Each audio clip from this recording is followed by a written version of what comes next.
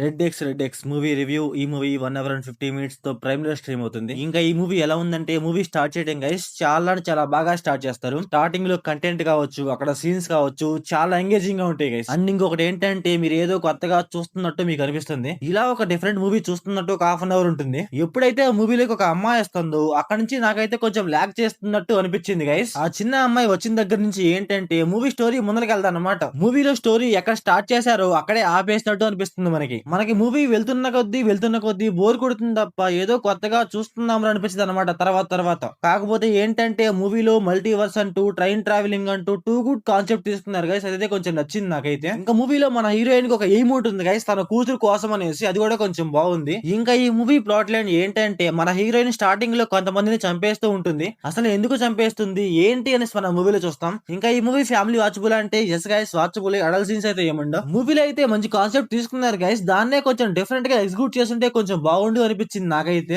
Concept అయితే too good ఉంటుంది. దాన్ని డిఫరెంట్ వేలో చూపించి కొంచెం యాక్షన్ యాక్ట్ చేస్తే కొంచెం బాగుండు అనిపించింది. ఇంకా మూవీలో క్లైమాక్స్ గైస్ కొంచెం బాగుంటుంది. అలాగే లిటిల్ బిట్ ఆఫ్ ఎమోషనల్ గా ఉంటుంది. కాకపోతే ఏంటంటే, మన మూవీలో ఏదో ఎక్స్పెక్ట్ చేస్తాం, కాకపోతే మూవీలో ఏదో జరుగుతూ ఉంటుంది. అలాగే మూవీలో మల్టీవర్స్ తిరగడానికి ఒక మిషన్ ఉంటుంది గైస్. ఆ మిషన్ గురించి కూడా కొంచెం చెప్తే కొంచెం బాగుండి అనిపించింది నాకైతే. ఇంకా మూవీలో ఒక అమ్మాయి ఉంటుందని చెప్పా కదా, అమ్మాయి చూడటానికి గైస్ చాలా అంటే చాలా బాగుంటుంది. చూడటానికి అయితే చాలా క్యూట్ గా ఉంటుంది. ఇంకా మూవీలో డైరెక్షన్ అండ్ విజువల్స్ గైస్ పర్లేదు, నార్మల్ గానే ఉన్నాయి. సో ఓవరాల్ గా మూవీ ఎలా ఉందంటే, మీరు ఖాళీగా ఉండి కొత్తగా ఏమన్నా ట్రై చేద్దాం అంటే ట్రై చేయండి గైస్, అంతే. సో మీరు మూవీ చూసి ఉంటే మీకు ఎలా అనిపించిందో కామెంట్ చేయండి. So thanks for watching.